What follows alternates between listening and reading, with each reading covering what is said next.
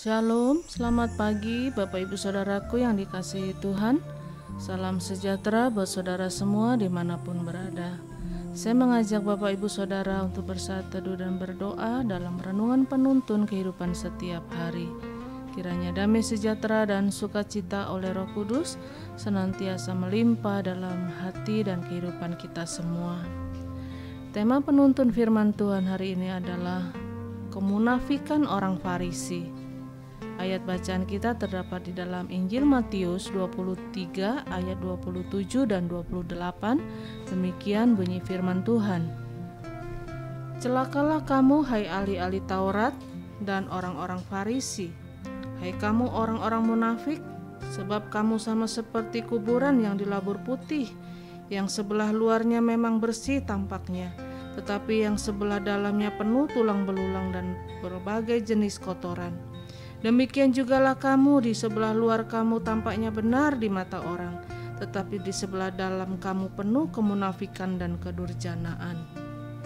Bapak Ibu Saudaraku yang dikasihi Tuhan, di dalam pelayanannya ketika Yesus hidup di muka bumi, berkali-kali Yesus menentang kemunafikan. Karena kemunafikan adalah dosa yang menghancurkan banyak hal. Itulah sebabnya Yesus terus menegur orang-orang Farisi. Yesus tidak peduli dengan hal baik yang telah dibuat oleh orang Farisi selama kemunafikan itu masih ada di dalam diri mereka. Karena Yesus tahu kemunafikan akan merusak segala-galanya. Orang-orang Farisi pada zaman itu adalah orang-orang yang sangat dihormati. Mereka dianggap orang-orang yang paling dekat dengan Tuhan. Mereka dianggap sebagai lambang kerohanian. Mereka dianggap tidak sama dengan orang-orang biasa karena mereka adalah rohaniawan yang terpandang dan sangat dihormati. Tetapi Yesus mendatangi mereka dengan pandangan yang sangat berbeda. Yesus berkata, "Celakalah kamu, sebab kamu seperti kuburan. Di luarnya memang kamu terlabur putih bersih, tetapi di dalammu penuh dengan tulang belulang dan kotoran." Saudaraku, mengapa orang Farisi disebut munafik? Orang Farisi disebut munafik karena mereka hanya memikirkan penampilan luarnya saja. Yesus tidak hanya melihat penampilan luar hidup kita, tetapi Yesus melihat sampai kedalaman hati kita.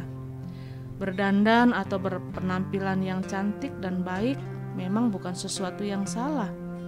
Rajin beribadah di gereja dan melakukan banyak kegiatan sosial memang sesuatu yang baik sekali.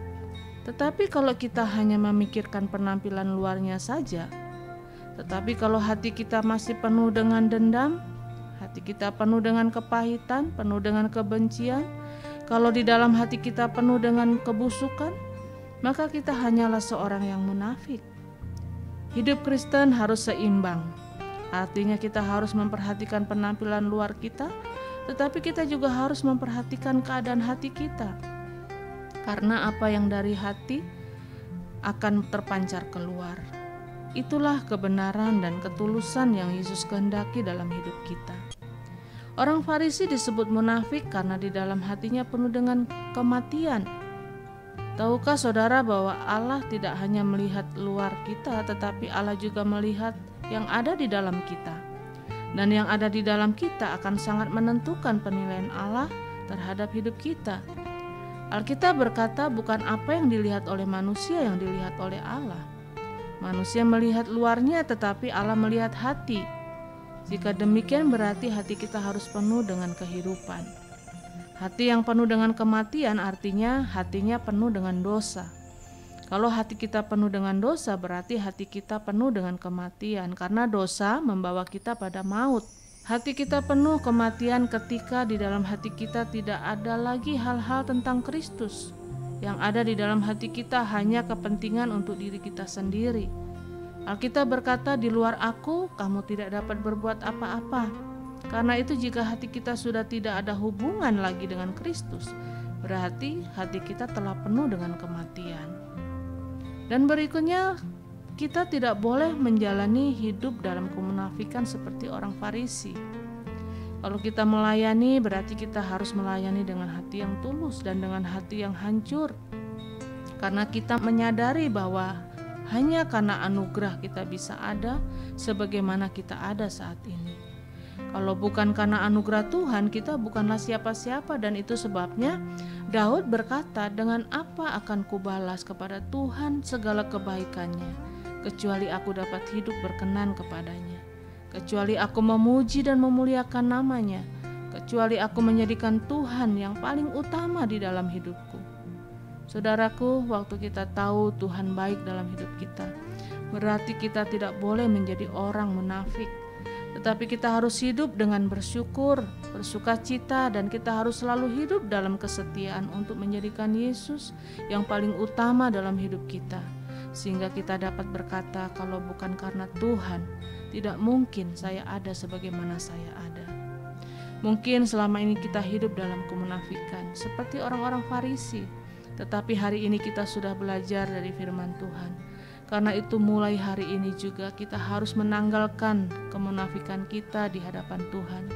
Saya percaya Allah sedang berbuat sesuatu dalam hidup kita. Yesus sedang menjamah kita dan akan melakukan perkara besar dalam hidup kita. Yesus sedang menjamah kita dan akan melakukan perkara-perkara besar dalam hidup kita, sehingga kita akan menjadi orang-orang yang berkenan di hati Allah. Amin. Mari kita berdoa. Bapa, terima kasih untuk firman-Mu yang menuntun kami pada hari ini untuk kami berjalan seturut dengan apa yang Tuhan mau dalam hidup kami.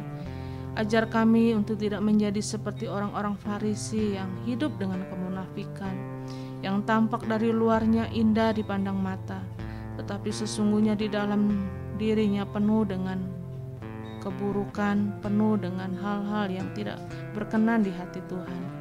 Karena itu Tuhan, tuntun kami, jadikanlah kami orang-orang yang memiliki hati yang tulus di hadapan Tuhan. Kami boleh tampil apa adanya, kami boleh melakukan apa yang menyenangkan hati Tuhan. Dari dalam hati kami memancar kemuliaan Tuhan, sehingga lewat hidup kami Tuhan, orang lain boleh diberkati.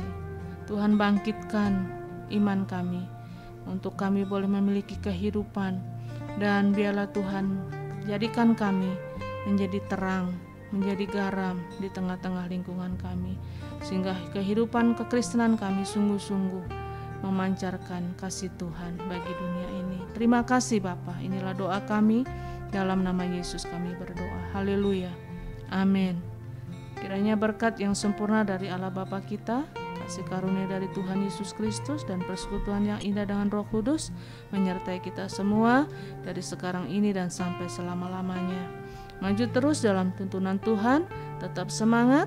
Sampai jumpa esok hari dalam penuntun kehidupan setiap hari, dan Tuhan Yesus memberkati.